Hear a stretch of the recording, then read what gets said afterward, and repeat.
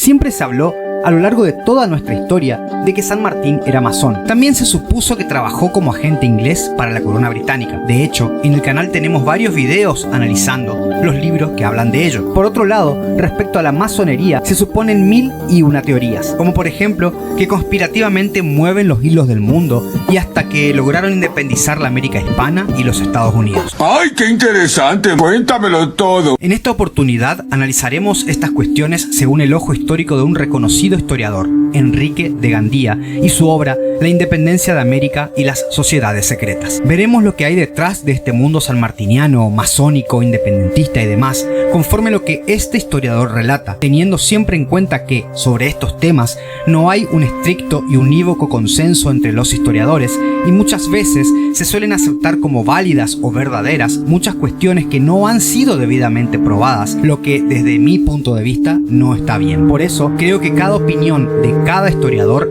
debe ser tenida en cuenta y no catalogar cualquier opinión histórica como verdad absoluta. Hay un hecho que sobresale y que no es muy común que se mencione en otros libros, es la vinculación entre San Martín y Napoleón. De esto hablaremos más adelante. Bienvenidos nuevamente a este canal de investigaciones, historicismos, filosofías, pensamientos y sobre todo de grandes dudas. Bienvenidos a Spartans.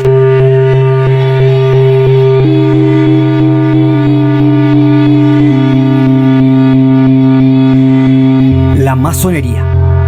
Según el autor, las sociedades secretas fueron muy relevantes para la independencia de los pueblos hispanoamericanos, y es que este hecho de juntarse a tramar planes en secreto fue algo de bastante uso en las épocas que vamos a relatar hoy. Es muy común leer en los libros de historia que las personas solían reunirse secretamente para deliberar sobre los aspectos políticos en una época donde la libertad de expresión no era la regla y donde cualquier conducta que pudiera hacer sospechar al gobierno de turno de alguna especie de revolución o simple rebeldía era justificativo de pena capital. Una sociedad secreta muy importante para el futuro libre de América fue la masonería. Veremos a grandes rasgos algunas curiosidades sobre ella y sus intervenciones en la independencia. Para el autor, la masonería, sobre la cual se mintió tanto a lo largo de la historia, fue en un comienzo el gremio de albañiles y picapiedreros de Estrasburgo, siendo imposible precisar una fecha exacta de sus comienzos. En una primera época contaban con la protección del Papa y de la Iglesia. Juraban sobre los evangelios mantener en secreto todo lo que se aprenda en la logia. Este secreto era para conservar el conocimiento de sus profesiones. Esta masonería, que se encargaba de la construcción de las catedrales, se llamaba operativa y se fue transformando en especulativa con la admisión de abogados, médicos, etc. Es decir, no albañiles, y donde se trataban temas como filosofía, libertad, etc. Y ahora a emborracharnos y a jugar ping-pong. Para el año 1723 se encontraba prohibido admitir ateos. A su vez, no se podía discutir de religión ni de política en las logias. Todas estas reconocían un gran arquitecto del universo, un dios. Señala esto el autor con gran énfasis porque por mucho tiempo se trató a la masonería como antirreligiosa o anticatólica y nada más fuera de la realidad, puesto que era una condición esencial creer en Dios para ingresar a la masonería. De hecho, muchos sacerdotes ingresaron en ella. Una cuestión muy importante a tener en cuenta es que la masonería no siempre fue la misma, fue mutando como mutan las ideas de toda sociedad, de todo ser humano. Por eso suele ser tan difícil definirla. En el siglo XVIII la masonería se subdividió y con ello comenzaron los problemas, que derivó en mutaciones de las ideas de cada una, llegando hasta en ocasiones combatirse las logias unas a otras. Es por estas razones, como así también por la libertad que auspiciaban de aceptar a cualquier persona en sus grupos y por el secreto que había en ellas, que los estados y la iglesia se inquietaron y no vieron con buenos ojos sus ideales. Con estos odios comenzaron las persecuciones y las prohibiciones, pero al mismo tiempo y dicotómicamente el ingreso a la masonería de personas de alta nobleza. En el siglo XIX la masonería cambió. Se volvió política y comenzó a preocuparse por luchar contra el absolutismo, es decir, contra el poder sin límites de los reyes. Es en este tiempo que la masonería hispanoamericana interviene en la política, pero no como muchos piensan siguiendo órdenes de logias inglesas. Según Gandía, esto es una leyenda, porque cada logia se gobernaba a sí misma, ya que existían muchas, y algunas tenían ideas contrapuestas. Unas eran partidarias de la monarquía y otras de la república. La historia de cada país tiene la historia de su masonería, nos dice el autor. Entonces, para que quede claro, la masonería no fue una sola, sino muchas. Hasta llegaron a tener ideales distintos en muchas épocas. Los pensamientos políticos de los porteños americanos y los de la masonería fueron cambiando, pasando desde una defensa de los reyes españoles hasta una búsqueda de un protectorado francés o británico, o el reinado de la infanta Carlota de Portugal, y muy pocos como Álzaga que planeaban una nación libre. Luego de sofocada terroríficamente la rebelión de este último, y de notar que las intenciones de traer a la infanta Carlota perdían fuerzas, optaron por las ideas independentistas. Más adelante, las masonerías se combatieron entre sí. De hecho, hubo masones que luchaban a favor de la independencia y masones que se oponían a ella. La Logia de Cádiz y la Logia de Londres. La masonería estaba infiltrada en el ejército español. Cádiz, en España, fue en el siglo XVIII un conocido centro de masones. Allí se iniciaron muchos hombres de armas que partían luego a América y fundaban ahí otras logias. Según el autor, esta es la verdad respecto a las logias y no otra. San Martín y demás hombres vinieron a América para liberarla del absolutismo y transformarla en una gran nación. Para ello, fundaron la Logia de Londres, también llamada Logia número 7, por orden de la Logia de Cádiz, también llamada Logia número 3, y masónica. Ya en Buenos Aires, fundaron la Logia Lautaro. Esto hace caer la teoría de que Miranda la haya fundado. Al parecer, este error histórico fue obra de Bartolomé Mitre, quien, a pesar de saber la verdad, no la creyó exacta y prefirió dar crédito de esa fundación a Miranda, naciendo así el error en los demás historiadores futuros que se copiaron unos a otros. Francisco de Miranda.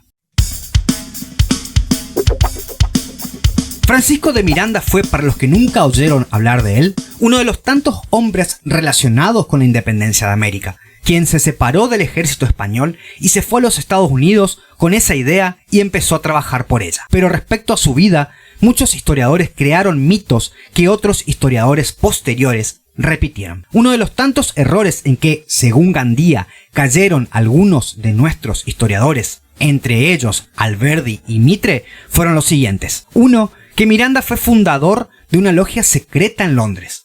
2. La sede de las logias estaba en Londres. Desde allí comandaban lo que sucedía en América. Y 3. Ante Miranda prestaron juramento Bolívar y San Martín. No fue Miranda, con sus conexiones y su mando a distancia desde Londres, sino las noticias procedentes de España y la fidelidad a Fernando VII las que hicieron estallar la revolución. Muchos próceres jamás lo conocieron. Bolívar y San Martín nada juraron en su presencia. San Martín. San Martín fue para el autor uno de los tantos personajes que se puso verdaderamente la camiseta de una de las revoluciones más importantes del mundo, el cambio del absolutismo por la independencia hispanoamericana. Pero no una independencia federal como se decidió posteriormente, sino una independencia con una agrupación de lo que hoy son países diferentes, en una gran nación. Le interesaba la unión de 3 naciones en una sola, Argentina, Chile y Perú, que entonces integraba también el Alto Perú, hoy Bolivia. Esa gran nación era el ideal primero por el cual se juntaron en la famosa entrevista de Guayaquil San Martín y Bolívar. Fue el gran deseo de los dos, aunque la historia haya tenido diversas interpretaciones sobre este encuentro entre ambos. Pero ese federalismo posterior arruinó todo lo planeado. Tal división fue causa y efecto de luchas civiles interminables por el poder, que desgarró Hispanoamérica para siempre. Escuchemos estas palabras del autor que son sumamente llamativas. Los federales de la Argentina lo hicieron imposible. Sus luchas destruyeron la unidad política nacional de nuestra América. Los grupos históricos, con antecedentes indígenas, que daban sus características inconfundibles a cada región del Nuevo Mundo. La Gran Colombia se dividió en 3 naciones: Venezuela, Colombia, Ecuador. El Perú declaró la guerra a los colombianos. Chile se sumió en luchas civiles. Las Provincias Unidas se convirtieron en un infierno del cual surgió la triste época de Rosas, manchada de sangre y horrores. El Paraguay se aisló en un lúgubre silencio. El Alto Perú se hizo una nación independiente. El Uruguay se convirtió en otra nación separada. El Brasil se aprovechó de todos estos males para ensanchar sus fronteras. Los vivas a la Federación servían para mantener caudillos ignorantes y brutos, miseria, odios y atraso. Algunos caudillos mayores se aprovechaban de este caos político, el más grande del mundo. Por algo filósofos de la historia, como Hegel, se espantaron de la anarquía americana y miraron con desprecio nuestros países. Por algo fue encadenado Belgrano, asesinado Güemes, expatriado San Martín y llevado a una muerte desesperada el inmortal Bolívar. Fue el premio que tuvieron los hombres que vencieron a la Santa Alianza. Los hombres que hicieron la transición del monarquismo absolutista al republicanismo liberal y constitucional. La Santa Alianza había sido derrotada por América, pero los partidarios de los absolutismos personales, caudillísticos, y los aislamientos territoriales, traidores a la americanidad, habían triunfado y la historia americana llegó hasta nuestro tiempo desgarrada en pedazos. San Martín masón. San Martín nunca hizo ostentación de su carácter masón. De hecho, habría recomendado en una oportunidad no divulgar sus papeles referentes a la masonería. Habría escrito San Martín al general Miller el 19 de abril de 1827. No creo conveniente que hable usted lo más mínimo de la Logia de Buenos Aires. Estos son asuntos enteramente privados y que, aunque han tenido y tienen una gran influencia en los acontecimientos de la revolución de aquella parte de América, no podrán manifestarse sin faltar por mi parte a los más sagrados compromisos. No obstante, esta actitud de ocultar su carácter masón se refleja en la forma que redactaba sus cartas. No solo utilizaba frases como por ejemplo la sociedad, de los amigos, etc., todos, según el autor, términos masónicos que nadie puede discutir, sino que también utilizaba el símbolo 00 propio de la masonería, que representaban eslabones de la cadena que une fraternalmente a los hermanos masones. ¿Por qué San Martín se fue de España a América? Esta sin dudas es una pregunta que durará toda la eternidad. El autor tiene su interpretación. Es la siguiente. San Martín había venido de España, autorizado por este país, para partir directamente hacia Lima, pero el 14 de septiembre de 1811 se embarcó en Cádiz rumbo a Londres con otros masones, llevando el encargo secreto de la logia número 3 de Cádiz de fundar otra en Londres con el número 7. Pero las intenciones de San Martín iban más allá de las popularmente conocidas por todos. Fue la adhesión a una política que no era española, sino francesa, y que San Martín y sus acompañantes conocieron gracias a la acción que entonces desempeñaban las logias masónicas, que en ese entonces estaban divididas, respondiendo unas a Inglaterra y otras a Napoleón. Esta rama de la masonería, la napoleónica, es la que tenía estrecha conexión con la masonería española. Entonces, San Martín y sus compañeros salieron de España de acuerdo con un perfecto plan napoleónico masónico. ¿Por qué Napoleón? Según Gandía el Corso en 1812 temía que Gran Bretaña conquiste las tierras americanas o que otras potencias tomen intervención en ellas, pues esto reflejaba un peligro para el imperio que aquel estaba forjando. Pero al enviar emisarios a fines de convencer a los americanos a someterse a su hermano José, a quien había dejado a cargo de la corona española, recibió un profundo rechazo.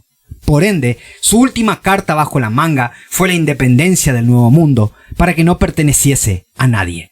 Es así como envió a hacer propaganda en favor de la independencia y a luchar por ella a San Martín y a los demás masones de la logia número 3 de Cádiz. Pero al caer Napoleón, la estrategia tuvo que cambiar. Decía en una carta Posadas a San Martín el 18 de julio de 1814. El maldito Napoleón la embarró al mejor tiempo, expiró su imperio, cosa que los venideros no creerán en la historia, y nos ha dejado en los cuernos del toro. Yo soy de parecer que nuestra situación política ha variado mucho, y que de consiguiente deben también variar nuestras futuras medidas. Inglaterra, por presión de Lord Strangford, logró que el gobierno argentino enviara a sus representantes a ofrecer las tierras americanas a España, que era el juramento de mayo de 1810 de fidelidad a Fernando VII, pero con la condición de que permitiese un gobierno democrático, liberal y constitucional. Fernando VII se negó y por este rechazo el Congreso de Tucumán declaró finalmente la independencia el 9 de julio de 1816. Masonería e independencia. Fue tal la intervención de las logias que la masonería se ramificó velozmente, incorporándose militares, civiles, religiosos, comerciantes, llegando hasta el punto de que ninguna decisión importante se emitía sin el acuerdo de ella. La masonería era algo común y corriente en Buenos Aires, dice el autor. La masonería dirigió la Junta de Mayo presidida por Saavedra, pero no lo pudo hacer con el triunvirato. Así, llegó el momento en que desembocaron en Buenos Aires San Martín y demás hombres precedentes de Londres y tomaron el poder. Fue la masonería la que logró la reunión del Congreso de Tucumán y logró también que se declarase la independencia, concluyendo tal sociedad en 1820. Hay opiniones de otros historiadores que, hasta la actualidad, constituyen uno de los mitos más grandes sobre la independencia americana. Son los siguientes: que Gran Bretaña, por medio de la masonería, dividió Hispanoamérica para dominarla económicamente. Gandía rechaza tales afirmaciones. Sobre tales teorías hay varios videos en el canal. Les dejo los links en la descripción. Postdata. No existe una sola verdad. La historia de San Martín, aunque no parezca, aún está en pañales. Aún al día de hoy se suelen suponer cuestiones que no fueron realmente indagadas en profundidad. Y esas cosas ocurren justamente por las lagunas, por los vacíos que hay históricos, y en donde muchas personas, muchos escritores pretenden llenar esos vacíos con suposiciones. Y eso es lo peligroso en la historia.